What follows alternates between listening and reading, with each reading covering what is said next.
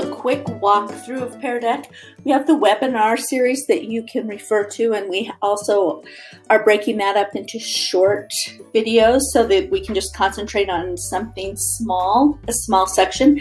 So we're going to do about a 5 to 7 minute walkthrough and just review how you get into Pear Deck. So here I am in Pear Deck in a Google slideshow. So it can be any Google slideshow. Pear Deck is an add-on.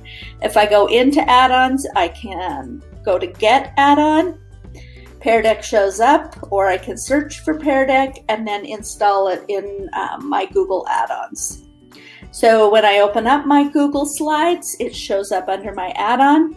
I have my slide deck all ready to go, so I just open up the Pear Deck add-on, and magically the Pear Deck toolbar shows up.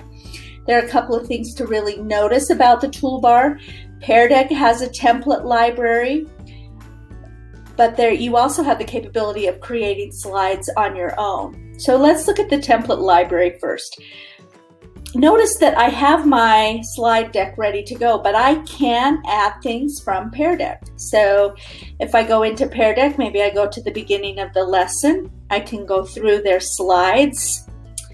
This looks great. What do I wonder about today's topic? I can just click on that and it will automatically be added to the next spot over here in my slide deck.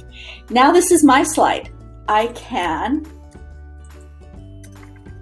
edit this. I can do whatever I want, move things around. You'll notice down here that here's Perry. He's got a little icon, a text icon. That means that this one will ask students to write their response. So they give you the clue and tell you what the interaction is on the slide. So here it is. What do you think about today's topic? But again, I can do whatever I want with this slide. It's mine, but the interaction is here. I can also take a slide. So I have this slide, but maybe I want to be able to add interaction. You'll notice Perry's not on the bottom. There's no line. So right now it's just an information slide, right? But if I go back out, maybe I want to hear how students are relaxing or what this slide makes them think about. So I can add some interaction. I could add text. I could add a multiple choice quiz. I could add a drawing slide to this. So if I just click on it, maybe I'm going to add text. I click on it, Pear Deck adds the magical bar to the bottom of my slide, and now you'll notice there's Perry, there's a text slide. Students can write their response to whatever's on my slide. So I have the power, and I don't have to add any interaction if I don't want to. This slide doesn't seem like it's a good idea to add interaction. But if I go down, there are other slides. This is a slide from Pear Deck. I got this from the template library. Notice in the template library, I've got beginning of lesson, during lesson, end of lesson. I can also go down and look for social emotional slides, critical thinking. They add things all the time too. Example questions, math, great math slides, all kinds of slides already done. I just have to click on them and then I can import those into my lesson. But I know what kind of slide it is because there's Perry. This time there's an icon right there that's a draggable icon, and it tells me students drag the icon. Again, this slide has no interaction. It was just an information slide that the students needed. Then this is a text slide, so I can work and decide, work through and add interaction, or I can use the Pear Deck slides. This is a Pear Deck slide. It is a math slide, but it's mine. I can go in, I can change the numbers now that I've added. I could change the math problem, but the students will have to draw on this slide. So that's how I know what's going on in my slide deck. But again, not all of my slides need to have an interaction. So now I'm ready. I've either added an interaction to a slide, or maybe my slide is just informational, so it doesn't need an interaction, or I've used one of Pear Deck's templates. So now I'm ready to start my lesson. So I click on this button, Start a Lesson, not the Google Slide Present. I go to the green Pear Deck, Start a Lesson. And this looks a little bit different than it used to. Pear Deck made this very easy if I want to start a student-paced activity or if I want to start an instructor-paced activity. Let's look at instructor-paced activity. When I pull that up, yep, I'm starting a new session. And Pear Deck will give me some options, usually a code students can join. So think of this, I'm projecting this code and it's going to come up. And if I'm working in a remote situation, I have this on my Google Meet slide and they can join. So they just go to joinpd.com on their device, on their Chromebook, and put this code in. All right, so I can close the code. So then I can walk through the lesson. So I can work with students, go through the lesson, wait for their response. I'm actually in the teacher dashboard right here. If I go down, I can open a projector in a new tab. So if I'm on my computer in a Google Meet, I want to project this to students. And then I can use the dashboard in a new tab, or I like to use the dashboard on another device. So from the dashboard, I can still run the Pear Deck presentation, but I can also see the responses. So I can wait for responses to come in and I can look at those as a grid layout or an overlay or in a list.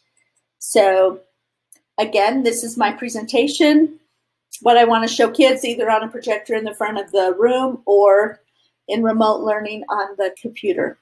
And then this is my dashboard where I can see responses. Let's say I got partway through the lesson and I need to move on, but I need the students to still finish the lesson or we ran out of time. I can turn this into a student-paced lesson right in the middle of this lesson. So if I just go down to the 3 dots, turn on student-paced,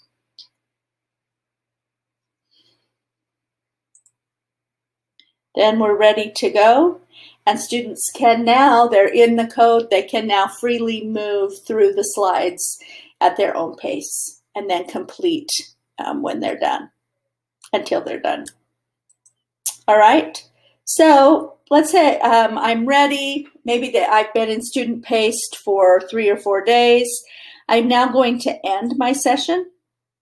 So I'm going to leave and allow students to keep working, or I'm going to end the session. So I'm going to say, yes, I'm sure.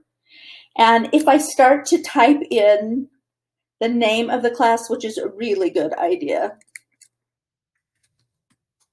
you'll notice that I get this little published student takeaways. Go ahead and hit that, click on that. That automatically creates a document in your students' drive, and they are able to see a thumbnail of each slide and then also their response. So it's a great resource to have. And you also get a copy of the student takeaways. You can use it for feedback. There's another short video to show you how to do that, but this is a great resource. So save it in the session.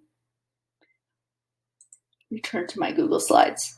So now I'm back, but I need to see, I had a session. I also had a student-paced part of that session. I'm going to go to my hamburger menu and click on Review Sessions. Or I could just log into my peardeck.com. I can do this days later. You'll notice that we just closed this. I can go to the dashboard and look at some student responses. Let's go back. Let's say I had this session in March. I can open up the dashboard. There's several ways to look at student responses, but I can look at the dashboard. I can go back. So here it is a month ago, and I can see all the responses from my students, how they felt that day.